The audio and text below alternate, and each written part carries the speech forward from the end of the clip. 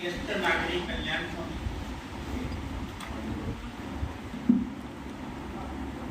या संस्थेने राबवलेले उपक्रम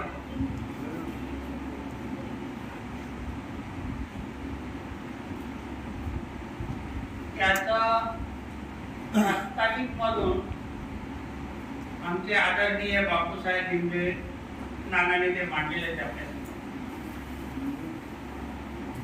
प्रत्येक संस्था ज्याच्या त्याच्या पद्धतीने काम करते. मग इतर ज्येष्ठ संघांना बोलवण्याचं कारण काय असा प्रश्न निर्माण होतो. प्रत्येकाचा संघ आहे, प्रकाशामध्ये संघ आहे, शहरामध्ये, गडद्यामध्ये आणि आपल्या आपल्या परीने प्रत्येक संघ आपला संघ ज्येष्ठ नागरिकांच्या प्रति काम करतो. तरी सुद्धा ह्या 15 जून ज्येष्ठ नागरिक छळ प्रतिबंधक दिनाच्या निमित्ताने आपण काय करू शकतो हे आपल्यापर्यंत पोहोचवावं हा त्याच्या मागचा माझा हेतू होता. आपण समाजामध्ये वावरताना पाहतोय की काय परिस्थिती चालली. माझे सरांनी सांगितलं की कायद्याने सगळं काही असं नाही, बरोबर आहे. मी तर असं म्हणतो सगळ्यात जास्त कायद्याचा देश असेल तर भारत, आणि जास्त कायदे मोडले असेल तर फक्त भारत.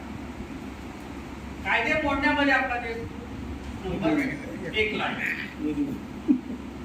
तर त्या कायद्याला काही महत्व राहतं का? पण त्या कायद्याला बाजूला सारून किंवा कायद्याच्या माध्यमातून एकत्र येऊन जो काय प्रश्न सोडवला जातो तर त्यामधून जो समेट घडवला जातो त्या समेटासाठी खास करून मला तुम्हाला आमंत्रित करायचं. प्रत्येक ज्येष्ठ नागरिक संघामध्ये पाहायला फिरलो, जवळजवळ सगळ्याकडे फिरतो.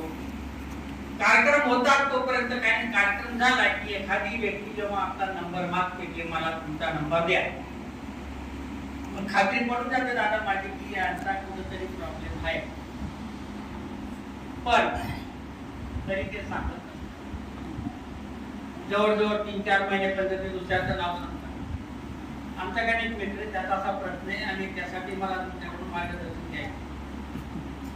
ते सगळं करतात पण त्याचा प्रश्न मांडत असताना तो त्याच्या घरातल्या मुलांची काळजी, माझ्या मुलाची नोकरीकडे नाही जाणार, त्याला त्रास नाही होणार, इथपर्यंत तो सल्ला घेतो. आणि मग जेव्हा डोक्यात माहिती त्या टायमाला क्वचित एखाद्या 10 मधून म्हणा जेव्हा 25 एखादं प्रकरण आलं तर आलं की नाही तुम्ही दाखल करा, पण ते शेवटपर्यंत टिकेलच काही त्याचं काही खात्री नाही. हे सगळं आपण पाहतो. आपल्याही संघामध्ये बरेच लोक असतात पण ते सांगत असतात एकमेकांमध्ये सांगण्यासाठी वातावरण तयार करावं लागतं.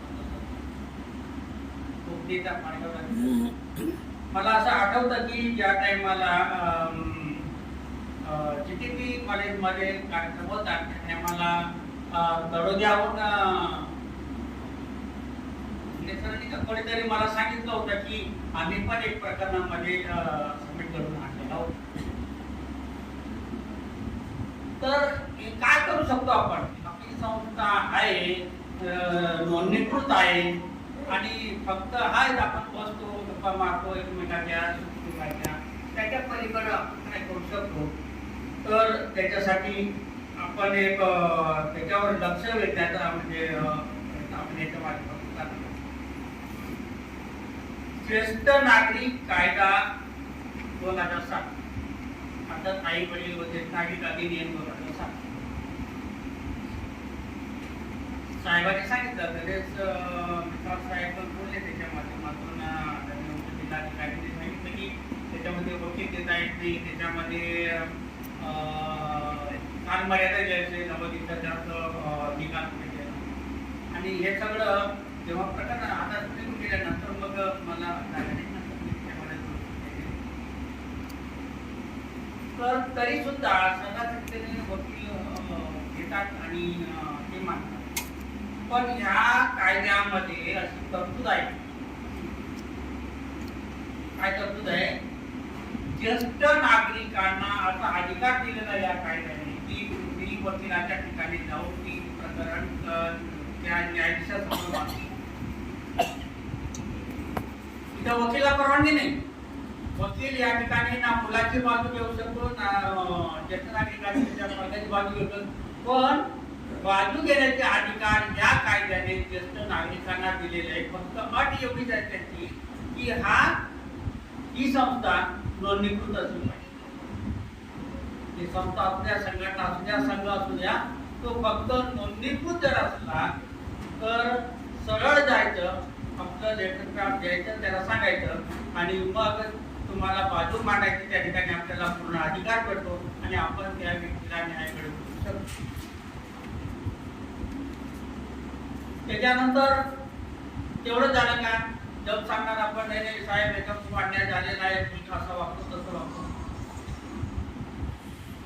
पलीकडे जाऊन तेव्हा त्यांनी कलम 23 सांगितला, मुलाच्या नाव प्रॉपर्टी केली गेली आणि ती प्रॉपर्टी जेव्हा आपल्याला परत घेण्याचा अधिकार असतो त्या टायमाला जर तुम्ही अशी अट घातलेली असेल की माझ्या काळात हा मुलगा माझा सांभाळ करणार आहे म्हणून मी त्याला एक प्रॉपर्टी दिलेली आहे, ही अट जर नसेल तर सुप्रीम कोर्टने आता अलीकडे फेटाळलं प्रकरण.